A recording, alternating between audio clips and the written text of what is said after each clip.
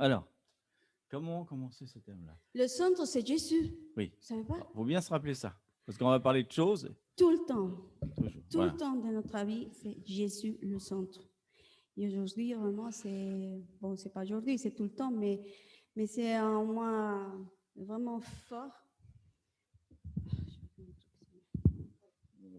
On va faire comme une espèce de... Comment dire?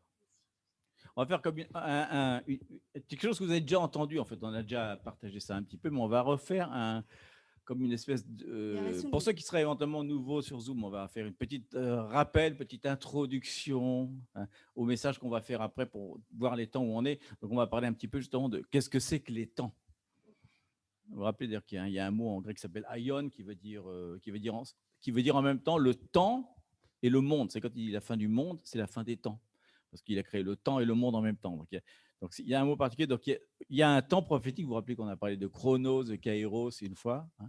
On va voir que justement, on est dans ce temps-là. Donc, qu'est-ce qu'un temps prophétique dans la définition? Alors, peut-être qu'on pourrait reciter, parce qu'on l'a déjà dit, ça va peut-être permettre de fixer les choses. Vous vous rappelez, on avait cité dans Genèse 1, 14, 15. On m'entend, ça va? La dernière fois, j'étais trop fort. Hein. Où Dieu avait dit quelque chose. Il avait dit deux choses exactement. Donc, on va vous rappeler qu'on va faire l'interprétation de ça, parce que sinon, ça peut être un peu mal compris.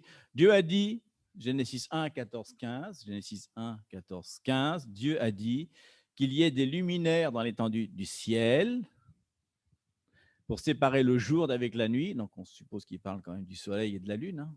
Sinon, ça veut dire quoi, les luminaires? Et que ce soit des signes pour marquer les époques, donc les époques, les jours, les années, et qu'ils servent de luminaire dans l'étendue du ciel pour éclairer la terre. Voilà. Donc, il dit que c'est quelque chose qui va marquer les jours, les années. Hein, c'est normal, c'est comme ça qu'on les jours, c'est avec la lune, les années, c'est avec le soleil. Mais il dit aussi que les luminaires vont servir aussi pour marquer les époques. Et le mot qu'ils disent, c'est moed, au pluriel moedim, hein, ce qui veut dire alors, moed, ça veut dire, en fait, ça veut dire pas une époque ni une saison, hein, on pourrait penser les saisons, l'hiver, l'automne, etc. Ça veut dire ça aussi, hein, ça veut dire aussi les saisons, ça veut dire les époques, ça veut dire un temps fixé et déterminé, donc le fameux kairos, hein, un temps qu'il a fixé et déterminé pour quelque chose. Ça veut dire aussi une convocation de son peuple, ça veut dire aussi un festival, une fête, hein, on fait la fête, c'est un festival qui a un but défini, ça veut dire un temps solennel, aussi un signal sur le chemin, oui, ça veut dire. Donc il dit, et je ferai un enseignement spécial là-dessus, d'ailleurs, comment les luminaires, c'est-à-dire les étoiles, le ciel et le soleil, dans la pensée scientifique et la pensée hébraïque, c'était déjà très scientifique, ils arrivent à fixer des temps, ils savent que ça veut dire quelque chose. Vous vous rappelez que les mages, quand ils vont voir Jésus, ils regardent les cieux et comme ils connaissent l'entendement, ils disent « Ah, ok, c'est là et on va là hein. ». C'est quelque chose de scientifique. Hein. Et il dit une deuxième chose qui est dit aussi, il est dit dans Lévitique 23, 1, 2, Lévitique 23, 1, 2, c'est quelque chose donc, qui ne peut pas bouger. L'Éternel parla à Moïse et il dit, parle aux enfants d'Israël et tu leur diras, et on est joint avec eux maintenant, vous vous rappelez, que les fêtes de l'Éternel que vous publierez seront de saintes convocations. Voici quelles sont mes fêtes. Donc il va nommer 7 fêtes particulières. Vous vous rappelez que Moed, ça veut dire aussi fête solennelle. C'est-à-dire qu'il y a des temps dans l'année qui sont fixés pour qu'on puisse se diriger dans un nouveau chemin. Donc, c'est pour ça qu'on va parler au début. C'était juste l'introduction de ça. Qu'est-ce qu'un temps prophétique? Oui, parce que c'est important. Parce que c'est important qu'on puisse voir, comment dire, c'est pas judaïsant. On fait pas la fête. On ne va pas se réunir pour prendre des herbes amères et se rappeler du malheur dans l'Exode. C'est quelque chose de plus profond. C'est vraiment un temps que Dieu veut te montrer, mais sans rester dans une tradition ou un rite. C'est autre chose. Quoi. Mais c'est pour ça que c'est important de remarquer chaque fois, et désolé pour les gens que je connais, qui connaissent déjà ça, mais c'est la patience pour les autres qui ne comprennent pas ce terme. C'est très important de savoir l'écriture, parce que les écritures parlent clairement que ce sont les fêtes du Seigneur, de notre Dieu. Ce n'est pas une chose juive, ce n'est pas une chose religieuse qui célèbre aujourd'hui pour le monde entier aussi, cette semaine. Ce n'est pas rituel, c'est un rendez-vous vraiment à notre Père céleste. Et ça doit être très clair pour chacun de nous. C'est comme si le papa de la maison fait une réunion avec toute la famille. Donc, c'est un rendez-vous précis pour notre papa notre Père, parce qu'elle dit dans Lévitique, elle dit clairement, c'est de lui les fêtes. Et ce sont mes fêtes. En fait, avant, la fête, ça s'appelle Mikra. Mikra. En hébreu, que ça veut dire essayer. En espagnol. Oui, on essaye. Comme une répétition. Une répétition, pardon. Mais ça veut dire une convocation aussi. Ça veut dire aussi convocation où on déclare des choses. Plus que la convocation d'elle-même, c'est une déclaration des choses. Et c'est important parce qu'à l'Ancien Testament, les peuples, tout le temps, répétaient l'avenir de Jésus, le Messie. Mais ils ne comprennent pas. Elle n'est pas accomplie. Vraiment, ils ne sont pas compris ce qui s'est arrivé. La preuve, c'est ce qu'aujourd'hui, on commence à faire les rituels, et continue le rituel. Mais ce qu'avant, c'est justement 7 mois ici, jusqu'à Pentecôte, au Shavuot, que ça veut dire en hébreu, c'est vraiment une convocation de notre Père. Ça veut dire que c'est vraiment on a un moment prophétique pour notre vie. Qu'est-ce que ça veut dire? Que chaque année, on ne peut pas répéter la crucifixion, la peur. Non, ce n'est pas ça.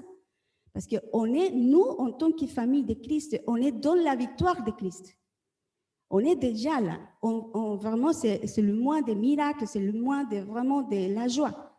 Mais aussi le rendez-vous, ça veut dire qu'il y a quelque chose que notre Père nous va dire à chacun de nous, à notre famille, et en tant qu'assemblée, comme peuple de Christ. L'idée, c'est que si tout le monde comprend, il y a cette connaissance profonde de la parole, tout le monde se réunit en ce moment-là, et on prie, et on dit, Seigneur, qu'est-ce que tu vas nous dire pour cette année, pour cette saison, pour les choses à venir?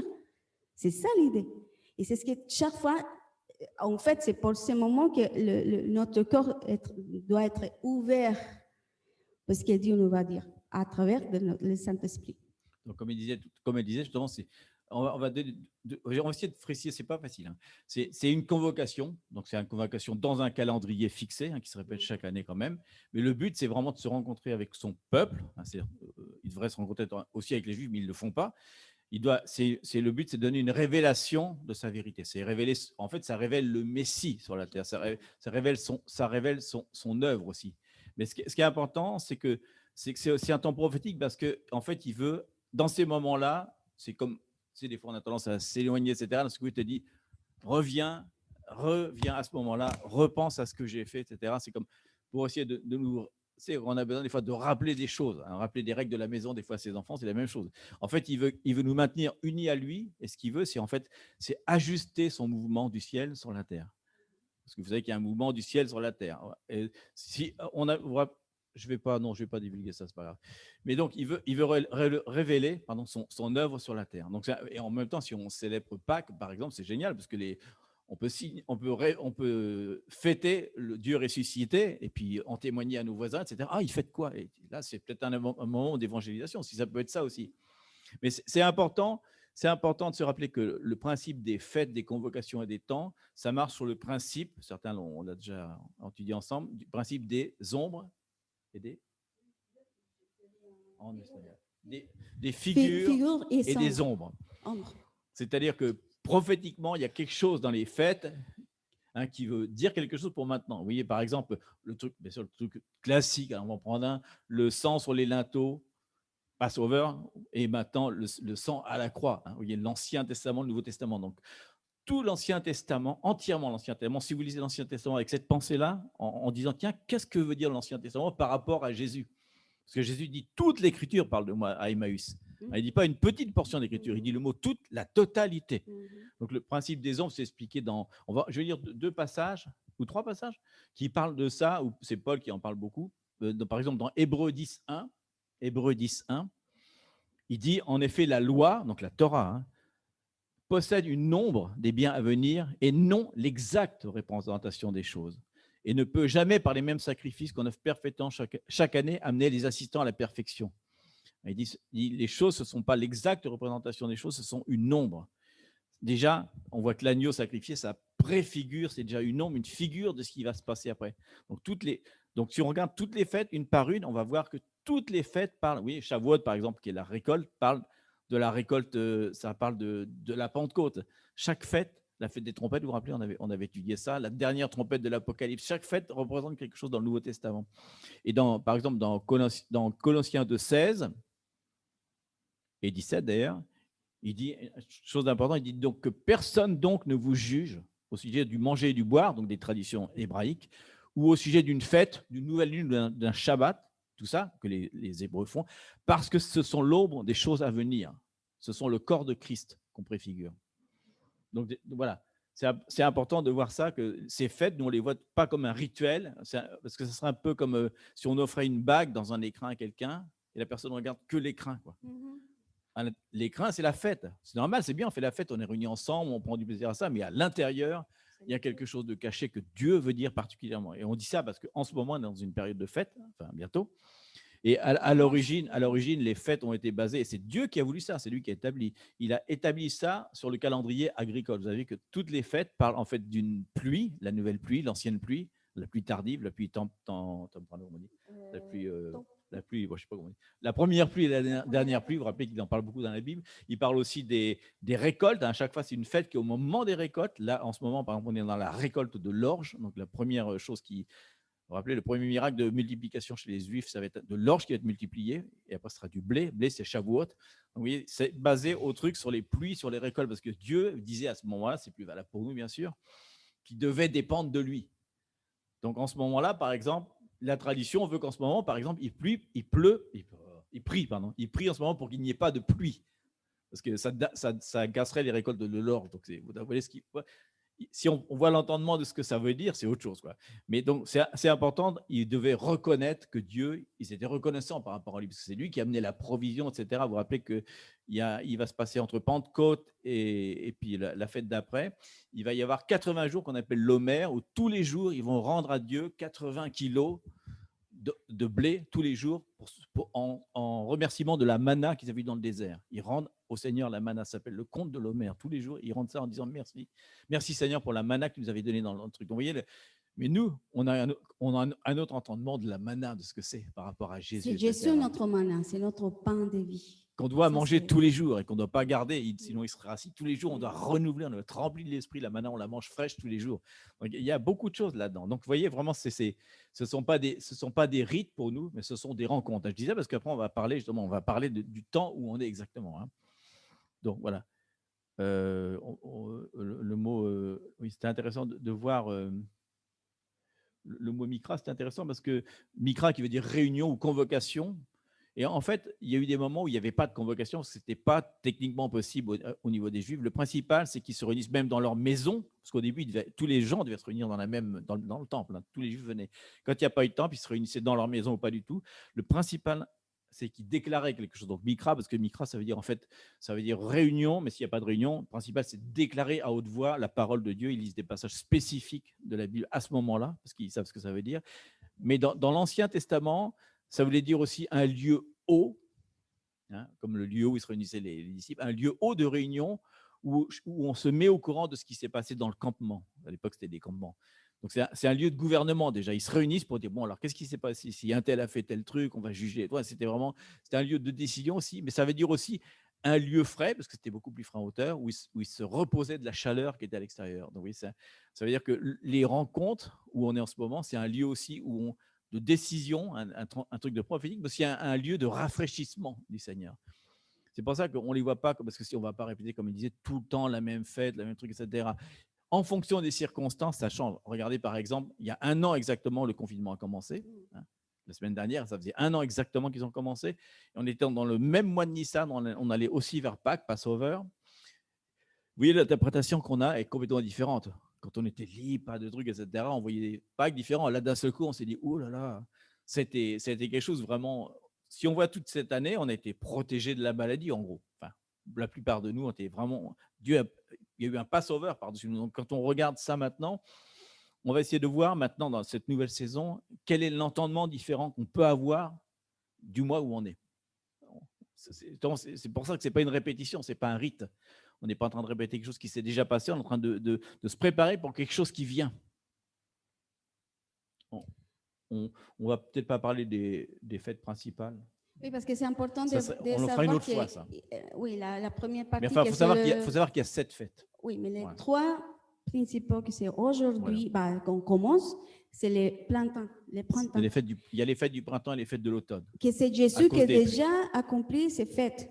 C'est pour ça qu'avant, c'est la répétition, mais Jésus a accompli absolument tout. Et c'est ce qu'on va se concentrer maintenant. Exactement. En ce moment, c'est la pluie tardive. Hein, on est dans la pluie tardive. C'est la pluie parce que c'est en printemps, c'est la dernière pluie. Elle s'arrête maintenant. Et donc, il y a 3 fêtes de printemps qui montrent ce que Jésus a déjà fait, puisqu'on va voir, la crucifixion, le pain sans levure, c'est la résurrection. On va voir ensuite Pentecôte.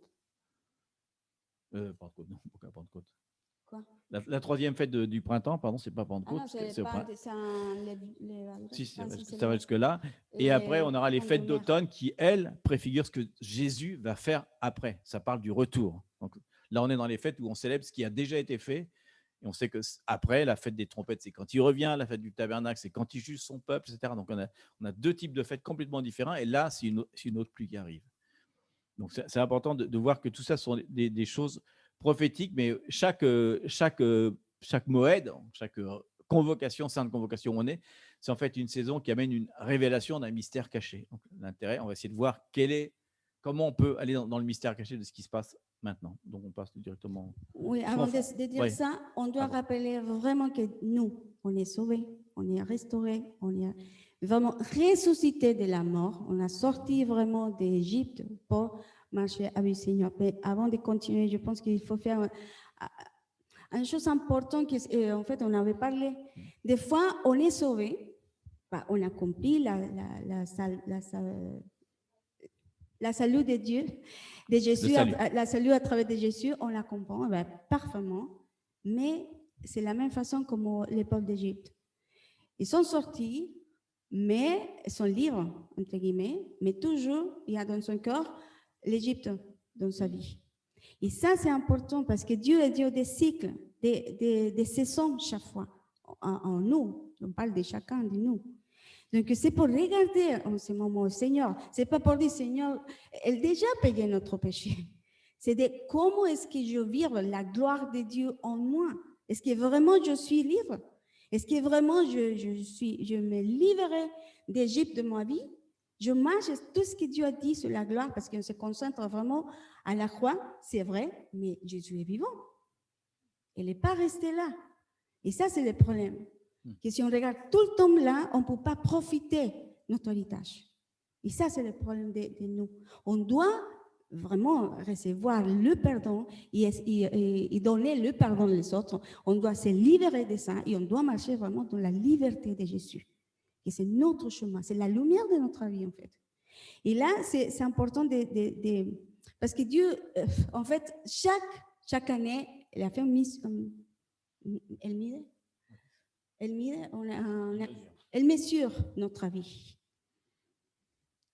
Donc, comme Domi a dit tout à l'heure, on a un an qu'on a changé tout, a changé vraiment notre vie, notre façon de penser, notre façon d'être dans la famille. Même si on est un peu loin de Dieu, on revient à lui. On a vu que vraiment il y a des choses plus importantes qu'on a pensées, sauf si on ne passe pas pour ces chemins des déserts, on peut dire, on ne se rend pas compte. Qu'est-ce qu'il y en a dans notre vie? Et je pense que c'est très important de réfléchir, de vraiment accepter ce rendez-vous avec notre papa pour dire, alors, on va voir, on va parler tous les deux. Qu'est-ce que je fais? Qu'est-ce que je dois marcher? Est-ce que vraiment, Égypte, elle est toujours en moi? Ou vraiment, je sortis de là? Ou je pense toujours quelque chose d'avant que je ne peux pas le laisser derrière. Laisser derrière. Parce que des fois, ce sont des petits détails. Mais ces petits détails vraiment nous empêchent d'avancer plus loin. C'est le problème. C'est comme le caoutchouc. On dit on tue une chose, mais si on fait comme ça, on revient derrière. Et après, il claque dans les fesses. Et après, voilà. C'est vrai. Ça fait mal. C'est vrai, parce qu'après, on retourne. On dit revient, mais ça fait mal à la fin quand ça claque.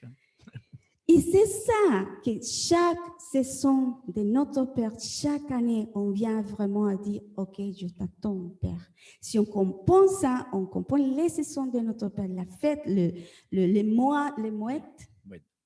En français, les mouettes de Dieu, on comprend. C'est pour ça que Dieu dit que le peuple de Dieu doit être réveillé, la fiancée, et comprend les temps de notre amour, parce qu'on comprend le temps, qu'est-ce qu'elle va dire, qu'est-ce qu'elle va faire, parce qu'on est dans l'intimité. Si on est loin ou distrait, jamais on va savoir qu'est-ce que Dieu planifie pour nous. C'est ça que c'est important de comprendre le temps. Voilà. Justement, on va faire une petite, peut-être une petite. Oui, ce qu'elle disait, par exemple, justement, si on regarde par rapport à il y a un an où tout s'est déchaîné dans le second ciel, on rappelait, c'était Pâques à peu près. Est-ce qu'on est vraiment sorti d'Égypte?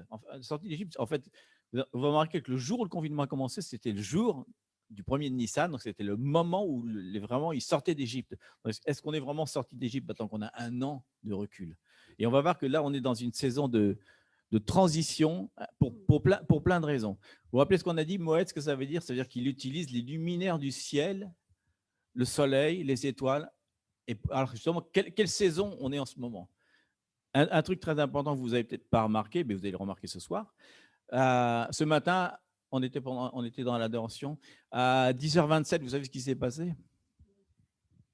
J'ai passé un truc spécial. On rentre dans une saison où de Moed, parce que vraiment les luminaires vous en parlent.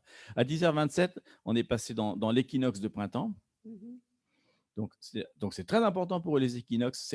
C'est parce que sur les équinoxes, par exemple, sur l'équinoxe de printemps, c'est là qu'est né Jean-Baptiste.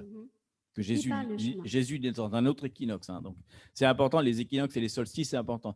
Et ce que veut dire l'équinoxe, ça veut dire déjà que la Terre, le Soleil, c'est basé par rapport au Soleil, par rapport à la Terre, c'est-à-dire qu'il passe de l'hémisphère sud à l'hémisphère nord, où on est. C'est pour ça que nous, on va vers l'été.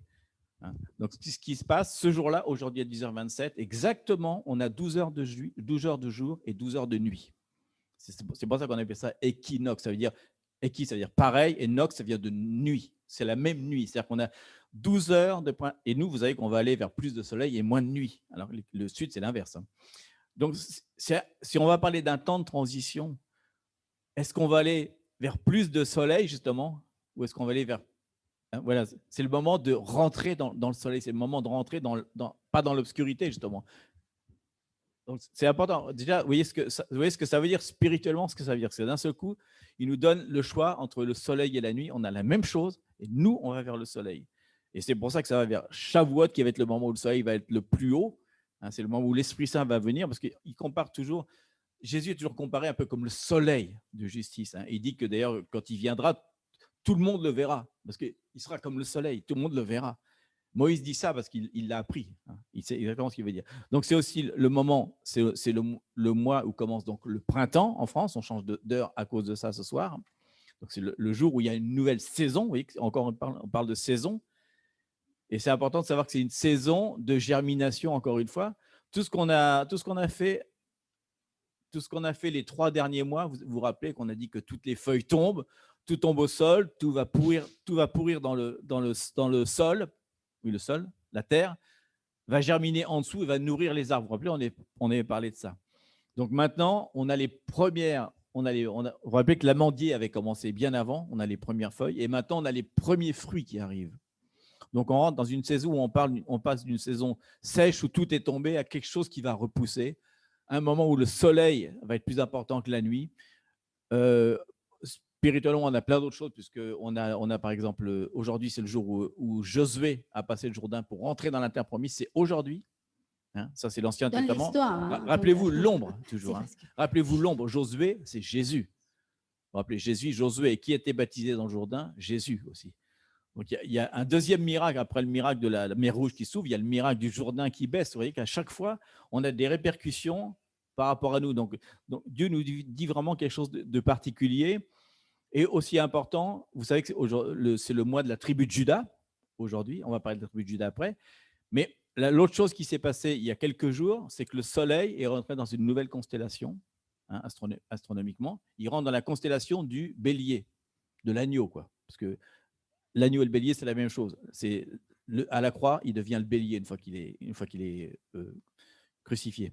Donc, on est dans le lion et l'agneau en ce moment. On est dans un truc où c'est le mois du lion et de l'agneau. On va voir l'importance que ça a par rapport à nous. Et aussi, il faut savoir qu'il y a une lettre qui est associée à chaque mois. Et le mois dernier, c'était une porte fermée. Ça va être au numéro 4, qui s'appelle Dalet. C'est une porte fermée, le signe. Et là, on est dans une porte entrouverte. C'est la lettre A qui va donner le E en français. Donc, le symbole, c'est une porte battante qui est comme ça, entrouverte. Et après, on va avoir le chiffre 8 à Shavuot, qui est la porte complètement ouverte. Là, on est en un temps vraiment où Dieu nous dit, vous rentrez dans une nouvelle saison. La porte qui était fermée, elle commence à s'ouvrir, rentrez-y. Le soleil va augmenter, la lumière va diminuer. Qu'est-ce que vous allez faire? Et vous vous rappelez ce qu'on avait dit aussi, j'avais reçu ça il y a 5-6 mois, on allait avoir 3 mois de préparation. Les 3 mois vont s'arrêter samedi qui viennent, samedi prochain, le jour de Pâques. C'est exceptionnel que Pâques et que l'équinoxe tombe un samedi. C'est tous les 30 ans environ. C'est extrêmement rare. C'est un truc vraiment particulier qui se passe en ce moment, où les luminaires justement sont en train de s'aligner, la lune, le soleil. Il y a plein de choses qui se passent. Donc, ce qu'il disait, Moed. Donc, il y a un temps particulier, c'est comme si le Seigneur disait, prêtez attention. Vous avez vu que qu'est-ce qui a commencé il y a quelques jours ou aujourd'hui? Le confinement recommence. Le deuxième ciel est en train de se manifester en disant, je vais refaire la même chose et je vais voir maintenant le peuple, qu'est-ce qu'il va faire? Est-ce qu'il va commencer à regarder le troisième ciel, ce que moi je vais faire, ou est-ce qu'ils vont encore regarder leurs circonstances? Je vais les remettre dans les mêmes circonstances au même moment. Et c'est pas un hasard que ça recommence exactement la même chose. Donc, après ces 3 mois de préparation, qu'est-ce qui va se passer, justement? Il va se passer les décisions qu'on veut qu'on prenne. C'est pas... Dieu, il attend notre réponse, vous vous rappelez. Donc c'est un mois ça a été un mois de transition de l'esclavage. C'est le nord. Pardon? L'équinoxe, toujours, c'est le nord. Oui, l'équinoxe de printemps, c'est quand le soleil passe du sud au nord. Et après, l'équinoxe d'été, d'hiver, il va passer du nord au sud. Oui, c'est toujours le nord. Oui, il va au nord, là. Le nord, c'est important. C'est spirituellement l'étoile du nord. Et le nord, ça veut dire quelque chose de spécial. Oui, même le vent du nord, c'est quelque chose. C'est justement parce que c'est vraiment où Dieu s'assit. Parce qu'en fait, si on voit les Écritures, c'est pour ça que maintenant ça parle, justement pour la tribu de Juda. On n'est pas dans la tribu de Juda, c'est simplement que la tribu, c'est le chemin ou la génération où je suis arrivée. Mais la porte, on sait après on peut dire les signes historiques dont il parle, il nous parle de Jésus. Jésus, c'est notre porte. Et la porte ouverte pour nous tous. Mais c'est important de dire une chose, surtout on parle de Lucifer, je sais pas, oui, Lucifer, parce qu'il a donné l'adoration à lui. La description, vous pouvez la trouver en Ézéchiel 28, et 11, 13, je crois. Attends, bon. je l'avais trouvé. Peu importe. Peu importe, c'est 28. Mais ce que c'est pour dire qu'après, Isaïe 14, 13, non, elle parle de Lucifer. Mais justement, parce qu'elle décrit l'adoration, parce que c'est son ministère en fait. L'adoration, c'est donné à lui. Il y a toute l'histoire dans Ézéchiel 28, 13, je crois. Après, je dois dire tout à l'heure le verset clair. C'est 13. 28, 13, oui, 28, on confirme ici. 13 jusqu'à 14, 15 à peu près. Mais pour dire une chose, pourquoi on parle du Nord? Parce que c'est très important. En fait, si on lit, tu peux lire s'il te plaît. Parce que, si on lit les Isaïe 14 et 13, non, je sais, c'est même arrivé. C'est ce que je trouvais. Mais en fait, l'adoration, c'est donné à lui. Et c'est une arme de bataille, l'adoration. Judas, la caractéristique de Judas, c'est l'adoration, la parole, et en fait, toujours va devant. Mais si on va, on va parler après de ça, mais Isaïe 14 parle que lui, Lucifer, il a dit non. L'orgueil a entré en lui, et après elle a dit non, j'aimerais, parce que vraiment son assignation, c'est pour la terre, pour adorer dans la terre et donner la louange, l'adoration à notre Dieu. C'est important de préciser ça parce que souvent on pense on sait que Lucifer c'est l'adorateur, mais on pense qu'il était aux cieux, pas du tout. Non. Il était sur la terre. Vous vous rappelez ce qu'on a dit? Avant Genèse 1, il y a Genèse 0. La terre existait déjà bien avant Genèse 1. Il recrée la terre, en fait. Vous vous rappelez? Oui, parce que c'est lui qui l'a fait. La façon dont il va laisser la terre, c'est dans le tohu bohu, c'est marqué. Vous vous rappelez? C'est la parole. C'est dans le désordre et le truc. Mais avant, la terre, Dieu est parfait, il ne va pas créer une terre qui est dans le tohu-bohu, il a créé une terre parfaite. Il a mis Lucifer sur la terre, hein, pas dans les cieux, il était sur la terre pour adorer le Seigneur dans les cieux. Parce que là, c'est vraiment une clé. Oui, on va lire, mais après de ça, je vais dire un truc. Parce que c'est la clé pour cette mois-ci. C'est pour ça que je parle de Lucifer maintenant. On parlait de l'adoration. L'adoration, c'est une des caractéristiques de la tribu de Juda. Mais pourquoi? Parce qu'on peut dire, bon, c'est la bénédiction. On va parler tout à l'heure, juste après, pardon. Qu'est-ce que ça veut dire? C'est que la bénédiction qui a donné Jacob, inspiré par l'Esprit de Dieu à Juda, qui parle, en même temps, parle de Jésus dans le moment qu'il commence à donner la bénédiction. Mais là, dans ce passage-là d'Isaïe 14, 13, elle dit, ah non, l'orgueil, pourquoi je dois rester dans la terre pour adorer à Dieu? Je monte avec lui. Il dit ici, au nord. Tu peux lire au les septentrion, exactement. Voilà. Il disait, tu disais en ton cœur, je monterai au ciel, j'élèverai mon trône au-dessus des étoiles de Dieu, je m'assiérai sur la montagne de l'assemblée, donc la rassemblée, vous vous rappelez, à l'extrémité du nord, du septentrion. Et c'est qui est nord? Mais notre Dieu. C'est pour ça que c'est un alignement aujourd'hui, dans ces fêtes-là, que c'est de notre papa. Si on comprend là, c'est pour ça que tout le temps, on vous dit, il faut vraiment chercher la parole, comme Dieu nous va montrer. L'Esprit de Dieu nous montre des secrets là. Parce que la terre est alignée au ciel. Il nous montre une stratégie surtout. Des stratégies pour nous. Ça veut dire que qu'est-ce que dit Lucifer? Non, je n'adore pas. Mais l'utilise, il a changé, il a dévié l'adoration. On sait qu'il y a plein de choses dedans de l'adoration pour éviter d'adorer, parce que c'est Dieu qui aimerait. Et Jésus, si on voit le passage, maintenant je ne m'appelle pas, je pense que c'est quand la Samaritaine, je ne me rappelle plus, que Dieu dit, il vient pour réacheter, non? Oui, on compte le trace. Il dit, quand il parle de adorer en esprit en vérité, c'est là. Oui, c'est justement, elle vient justement pour trouver les gens qui adorent en esprit et en vérité. Parce que le temps est venu, le temps est déjà venu. Pourquoi? Parce Parce qu'elle sait ce que notre papa a vu. Elle voulait vraiment que tous ensemble, on adore comme on s'est donné au début. Ce n'est pas pour monter le ciel c'est adore tout le temps. Hein. Oui, on en a parlé. En fait, dans le ciel, il n'y a pas besoin de choses. C'est nous. De monter l'adoration. Et on est aligné aujourd'hui, mais de quelle façon, c'est le plus important.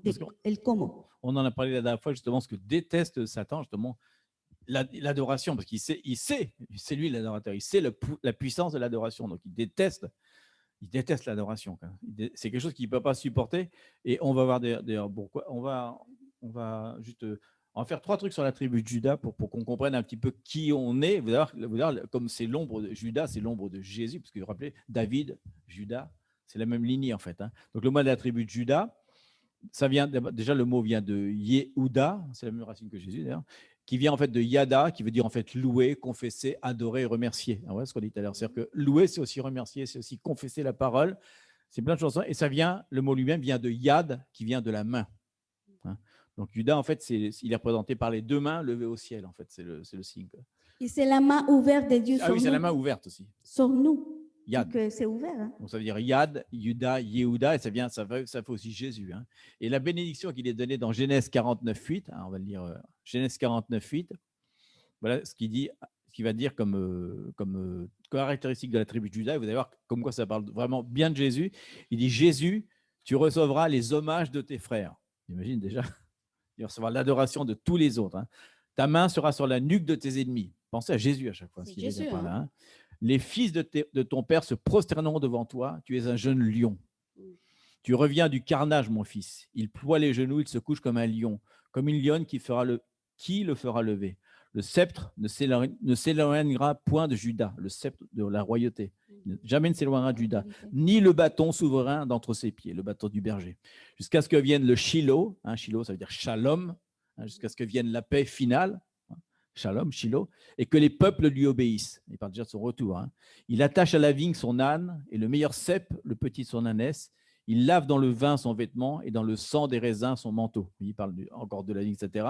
Il a les yeux rouges de vin, et les dents blanches de lait. Alors ça, c'est bien caché, il faudrait vraiment étudier le texte de près, mais à chaque fois qu'il parle de rouge et de blanc, il parle du sang et du pain. À chaque fois, il y a les chansons, Jacob en prison, il revoit le truc et le rouge. Dans Cantique des Cantiques, il dit mon bien-aimé est blanc et rouge. Ça parle vraiment ça. Prophétiquement, il parle de ça. Et l'autre chose que Judas est donné dans la Bible, c'est dans Juge 20, 18. Juge 20, 18. Où il y a les enfants d'Israël qui se lèvent, ils montèrent à Bethel, donc au temple, et consultèrent Dieu en disant « Qui de nous montera le premier pour combattre ?» Et l'Éternel répondit « Judas montera le premier. » En anglais, on dit « Judas goes first ».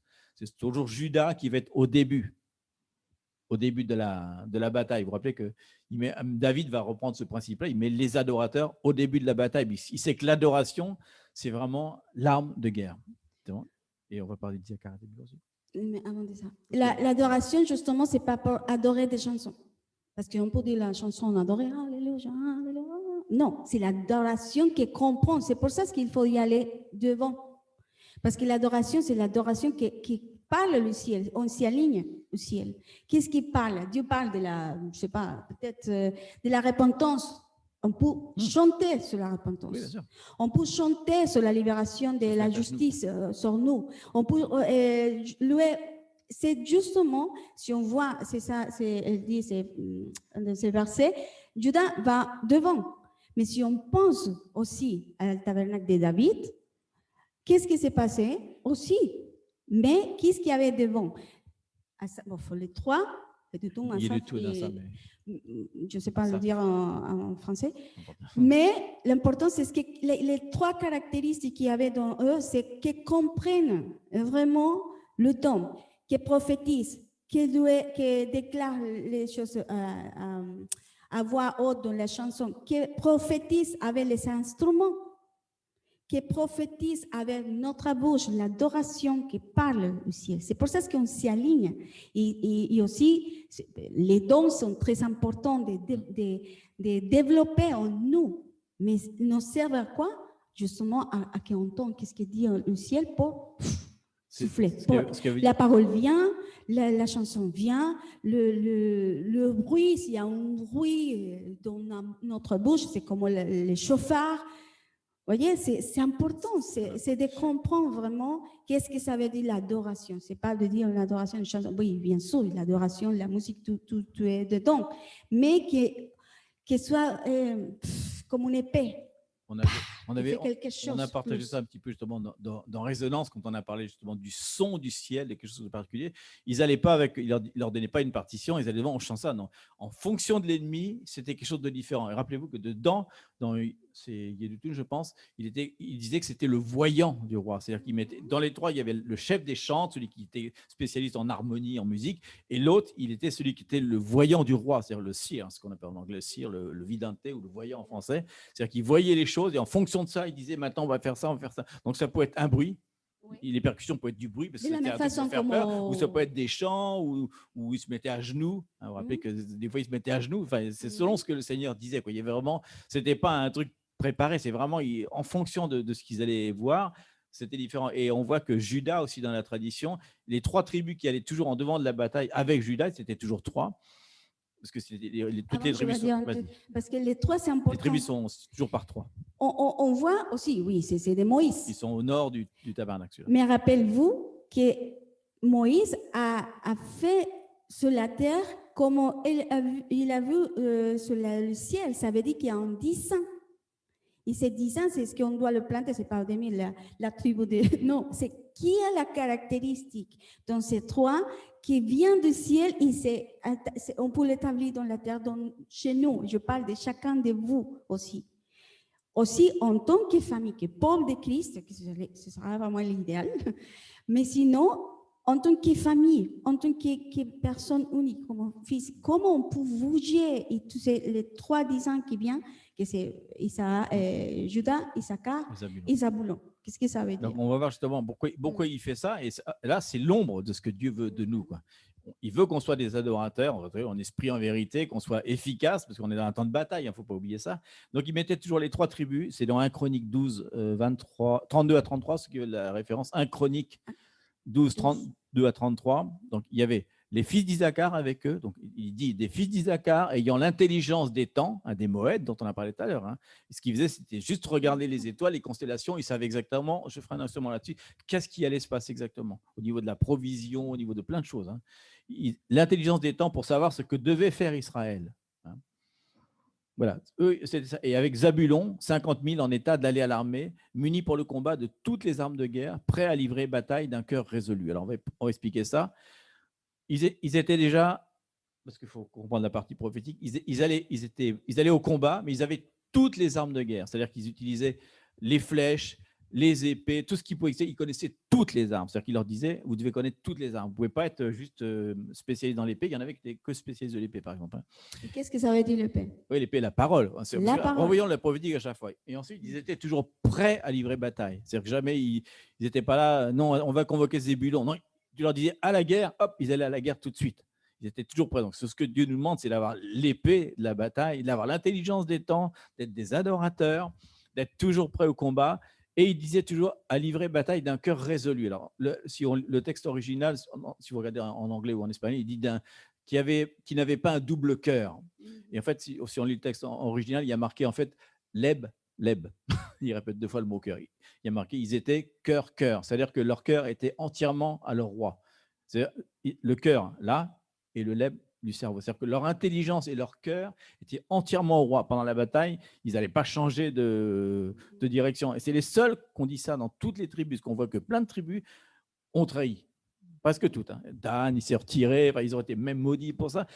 Zébulon, jamais. Et Zébulon, rappelez-vous qu'il avait toute la provision, parce que c'est les 2 tribus frères, Zébulon et Isaacar. Isaacar ne travaillait jamais, ils étaient sous les tentes à étudier la parole, la Torah, regarder les étoiles. Et en échange de ça, Zabulon leur donnait toute la richesse, puisqu'ils étaient l'un à côté de l'autre. Et donc, c'est encore appliqué ce principe-là maintenant en Israël, hein, ce principe-là, Zébulon et Isaacar. Mais là, pour nous, il nous dit 3 choses vraiment importantes, qu'on doit être spécialiste de toutes les armes, on doit vraiment se perfectionner dans toutes les armes, on doit savoir que l'adoration, c'est une arme, la parole de Dieu, c'est une arme, donc si on adore avec la parole de Dieu, déjà, c'est encore plus fort.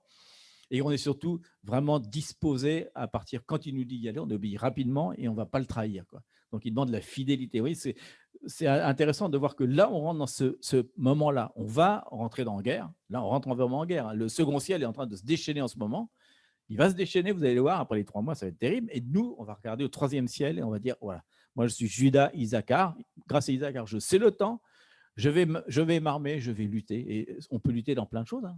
Mais en fait, si on comprend bien cet homme maintenant qui parle de Zabulon, me revient maintenant, c'est Jésus. Jésus, il accomplit clairement, il accomplit qu'est-ce qu'il va venir à faire à la terre. Avant d'entrer en son ministère, il a dit ce qu'il il a tenté pour Satanas, pour Satan. Il est tenté. Donc, s'il est tenté, elle peut répondre à sa façon humaine. Non, elle comprend le temps. Donc, elle sait qu'il doit répondre à lui. Donc, c'est maintenant aussi, si on comprend qu'est-ce que Dieu nous parle, si on s'assoit avec notre papa et dit, bon, maintenant, on va faire telle et telle chose avec toi. Donc, s'il va venir une chose différente, je peux répondre parce que je sais que Dieu m'a dit. Pour Jésus, c'était pareil. Donc, elle savait exactement qu'il doit faire, qu'il doit dire tout, même si toutes les choses sont à peu près à côté de la parole, mais elle sait qu'il y a un tromperie.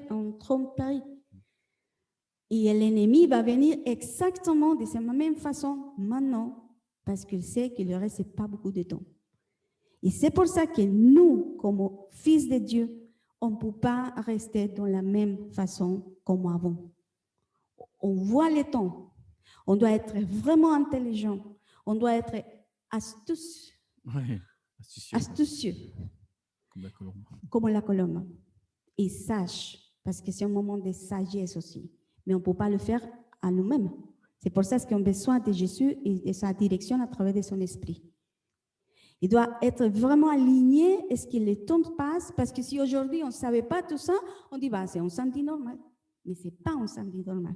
C'est vraiment de Dieu qui nous donne les stratégies pour avancer notre vie, pour l'avenir. Parce qu'on sait qu'est-ce qui se passe dans le monde.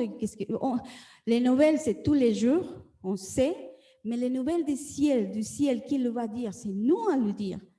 Si on reste tout le temps d'écouter les choses qui en parlent sur la terre, et c'est ça notre bouche? Non. C'est pour justement déclarer ce que Dieu nous parle, de faire vraiment les stratégies de Dieu pour nous et d'amener le plus qu'on peut pour entrer dans notre nation céleste, que c'est tout ce qui reste, les gens qui restent. C'est ça notre but dans ces moments. Donc, les stratégies de les trois, tout s'aligne vraiment à Dieu. On sait que la parole, c'est important. On sait qu'est-ce que Dieu nous parle et on est fixe. Il y a un seul cœur. La doute va venir, oui. Sûr. De quoi? Le doute. Le doute.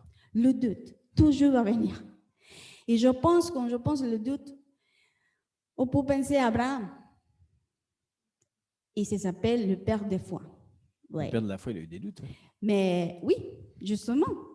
Si on voit ça, ces passages en hébreu qui dit c'est le père de la foi, on dit oh, de la foi, mais il y a Ismaël. Alors, donc, qu'est-ce qui s'est passé? Mais c'est justement pour venir, c'est pour venir, mais il reste fidèle à la parole.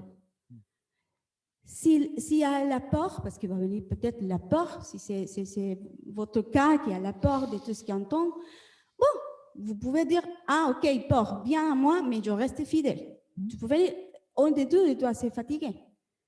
C'est nous de rester sur la parole qui dit, de la même façon que Jésus a fait. Parce que Dieu nous a modélisé. Va venir un temps comme ça, où l'ennemi va essayer jusqu'à la fin, jusqu'à qu'il dit, bon, je ne peux pas. Il dit, dans les temps de la fin, vous entendrez des rumeurs. Ouais. Vous vous rappelez que le mot rumeur, alors c'est marrant parce que c'est pas très bien traduit. Rumeur, ça veut dire c'est pas des mensonges, ce sont des demi-mensonges. C'est comme les tromperies. C'est-à-dire qu'il dit, c'est pas, mettons des mots là-dessus. Le Covid existe, mais il y a un mensonge par rapport à ça.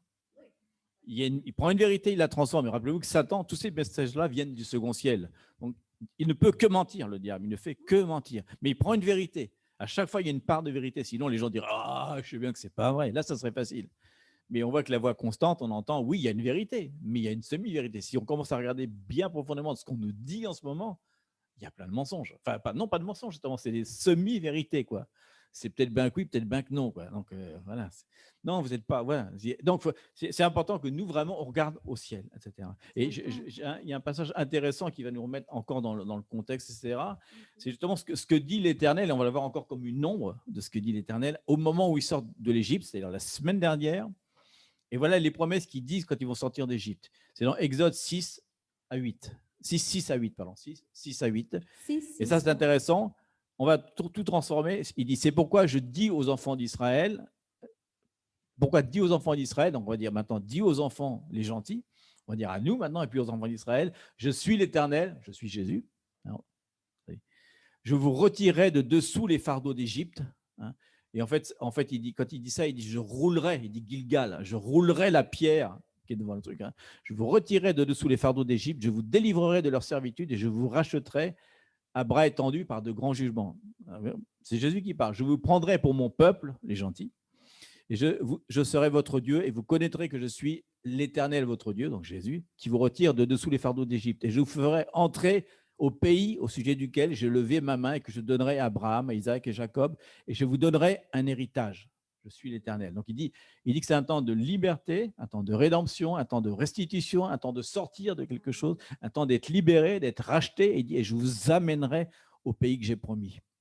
Rappelez-vous, il avait dit, je te donne tout le pays jusqu'à l'Euphrate, et ce qu'ont fait les Hébreux, ils sont rentrés jusqu'au Canaan. C'est ça. Je te donne toute la terre. Bon, ben, je vais prendre tout. Non, il donne tout. Je vous donne tout.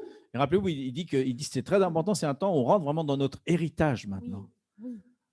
Et un héritage, on peut pas le réclamer pour plusieurs choses. Si on n'est pas fils, on ne donne pas l'héritage aux gens dans la rue. L'héritage, c'est pour les fils, pas les enfants de Dieu, les fils de Dieu. C'est très différent. Vous rappelez Ben.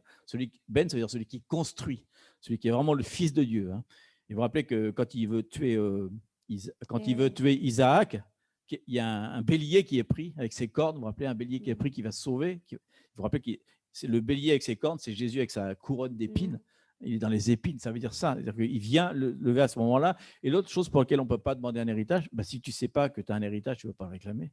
Bah oui, c'est Donc, ça. il faut déjà savoir que tu as un héritage. Après, tu dois dire, je suis fils de Dieu, donc je vais chez le notaire et je vais le réclamer. Et on ne va pas me le voler, cet héritage-là. Mais si tu ne sais pas ça, ça veut dire que tu chantes la chanson du pécheur, je suis pécheur, je suis sauvé. Et ça te suffit. C'est possible, hein, il y a des gens qui vivent comme ça. Ils sont juste sauvés, mais ils ne veulent pas réclamer leur héritage. Leur héritage, il dit, je vous donnerai toutes les nations de la terre. Il dit, demande-moi les nations de la terre et je te les donnerai. Il dit aussi, pour l'évangélisation, il dit, demandez-moi que je vous envoie les ouvriers. Il dit pas, soyez les ouvriers de la nation. Il dit, demandez-moi et je vais vous envoyer les ouvriers de la nation. Donc, il faut savoir ce qu'on veut. Est-ce qu'on veut vraiment juste être sauvé et à nouveau on va passer à travers le Covid, c'est cool, je ne vais pas être touché, parce qu'en effet, Dieu a guéri toutes nos meurtrissures. Ça suffit d'être pas malade? Non, on a envie d'aller plus que là. On n'a pas envie que les autres soient malades non plus. Alors, on veut aller au 3e ciel et Dieu a dit, vous avez toute autorité. Donc, si on se réunit tous ensemble, qu'on a vraiment à cœur de prendre les armes de bataille, on peut très bien, le peuple de Dieu, moi c'est mon rêve, hein, le peuple de Dieu se lève et en 2 mois, on arrête tout le Covid. Et les gens seront là, waouh, comment c'est possible? Tout ce qu'on nous dit, on dit en 2024, ça va durer, il paraît. Ce qu'ils disent, hein, le second ciel dit ça. Est-ce que le peuple de Dieu ne va pas se lever? Mais justement, c'est très important. Est-ce qu'on ne va pas faire quelque chose? Et c'est très important d'aligner notre cœur, parce que c'est le plus. Si mon cœur n'est pas aligné, je ne peux pas marcher dans ce que Dieu nous parle aujourd'hui.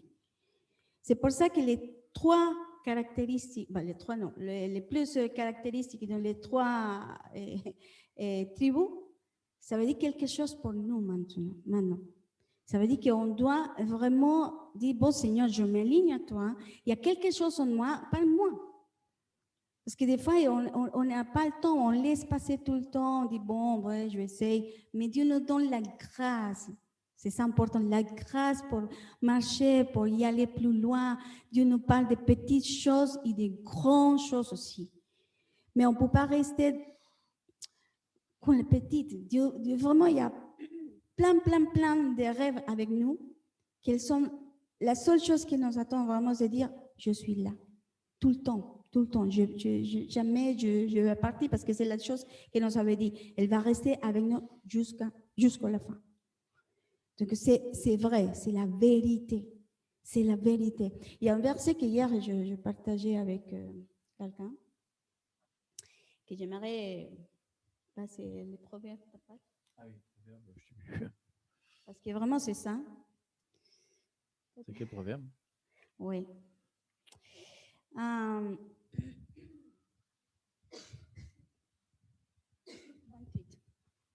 28, 1, 2. C'est ça?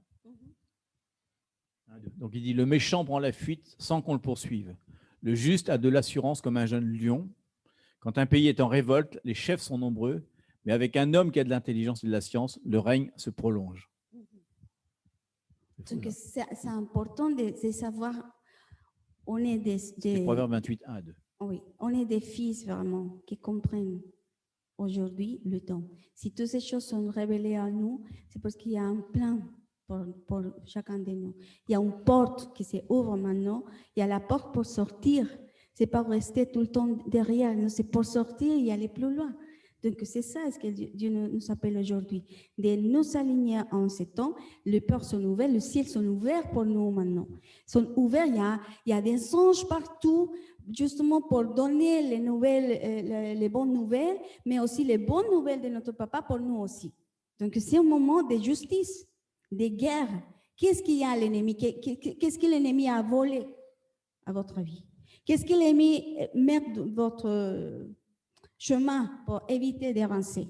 C'est le pensée peut-être, c'est notre cœur qui ne s'est pas aligné, c'est toujours le bruit de l'ennemi qui parle tous les jours. On doit vraiment dire stop, qu'est-ce que dit la parole de moi? C'est d'entrer réellement, vraiment dans la parole de Dieu afin que Dieu nous parle vraiment avec sa vérité, parce que c'est la seule chose qu'on peut sortir de où on est maintenant. Je ne sais pas comment chacun de vous êtes aujourd'hui, mais on sait qu'il y a la porte ouverte. Cette semaine, j'avais une vision claire. C'est Jésus. C'est une porte entrouverte en ce moment. Ah? Une porte entrouverte. Quand c'est ouvert, c'est facile. Allez, je rentre la porte. Non, mais quand elle est entrouverte, est-ce que j'ai envie de regarder plus loin, de monter ici, comme il dit dans Jean, hein, Est-ce que j'ai envie de monter à un autre niveau, etc. Et comme elle disait, si on regarde maintenant, si on va regarder une perspective de ce qui va se passer maintenant, c'est important de savoir que là, on rentre justement dans la déclaration que Jésus a tout vaincu, qu'il est le Passover, que rien ne va nous toucher, etc. Et la prochaine étape sur laquelle on va, c'est dans presque 2 mois, c'est le 16 ou 18 mai, pardon, c'est le moment de Pentecôte, qui va être un autre temps prophétique. On pourrait se dire, tiens, si le peuple de Dieu se levait vraiment, est-ce qu'en 2 mois, on ne pourrait pas en terminer avec… C'est 3 mois. Oui, mais il y a 2 mois jusqu'à Pentecôte. Mais il y a encore un temps qui va arriver, quoi. De nouveau, il y a quelque chose de particulier dans l'air qui va se passer. Après, je pense que les temps de préparation, justement, il nous a préparés pour quelque chose qu'on doit faire, je pense. Et je pense que c'est 2 mois qui vont aller jusqu'à la prochaine étape. C'est quelque chose qu'on doit faire. On doit se lever. Donc l'idée, c'est ça, que chacun de vous prend votre enfant, prend vraiment votre famille, commence à prier, commence à déclarer, commence à… La fiancée, ça commence par la famille. Oui, commence vraiment à demander à Dieu. Seigneur, vraiment comme David, regarde mon cœur. Est-ce qu'il y a… Examine-moi. Examine-moi. Qu'est-ce qu'il y a dans mon cœur, dans mon pensée? On doit être vrai à Dieu. C'est pas la peine de mentir. On est tout. Il faut dire tout, même les faiblesses, même les choses qu'on pense bien ou pas bien. Dieu vraiment nous attend de cette façon de dire, bon, appelle-moi. Et seulement de s'approcher et de dire, Seigneur, c'est ça, et on fait la liste si vous voulez. Rappelez-vous qu'il a dit, si mon peuple, pas les gens, si mon peuple s'humilie et se repent, alors j'écouterai ses prières. Et il parle déjà d'une délivrance d'une plaie, vous vous rappelez, à ce moment-là. Donc, il dit ça, si mon peuple, si nous, on s'humilie, on se repent, si on est encore devant la repentance, si on est dans la bonne repentance, et repentance, ça veut dire revenir en arrière, ça veut dire faire demi-tour. Si on est capable de faire ça, alors Dieu va nous entendre. Il ne parle pas des gens du monde entier, il parle juste à nous, à notre peuple. Et il l'a dit, vous serez mon peuple, je serai votre Dieu. Maintenant, j'attends de vous quelque chose. C'est quelle notre intention? Les intentions de notre cœur. De notre cœur. Pourquoi est-ce qu'on fait les choses qu'on fait? On va demander à Dieu, Seigneur, pourquoi est-ce qu'on fait les choses? C'est vraiment qu'il y a derrière, qu'il vient vraiment la lumière en nous, qu'il vient la gloire du Seigneur en nous, qu'on peut vraiment refléter les choses réelles. Que Dieu prend vraiment, qu'il brûle les choses qu'on a fait avec notre propre main, notre propre désir. Seigneur, que soit vraiment la vérité en nous, Seigneur, en notre cœur. Et je déclare vraiment que toutes les choses qu'on a fait, les bonnes œuvres, alléluia, gloire à Dieu pour ça, mais qu'on est fatigué parce qu'on ne fait pas vraiment la volonté de Dieu. On a fait des bonnes œuvres, mais ce ne vient pas de toi, Seigneur. C'est pour ça qu'aujourd'hui, Seigneur, on met tout devant de toi. Vraiment, on est dénoué devant de toi, Seigneur. Dénudé devant de toi, Seigneur.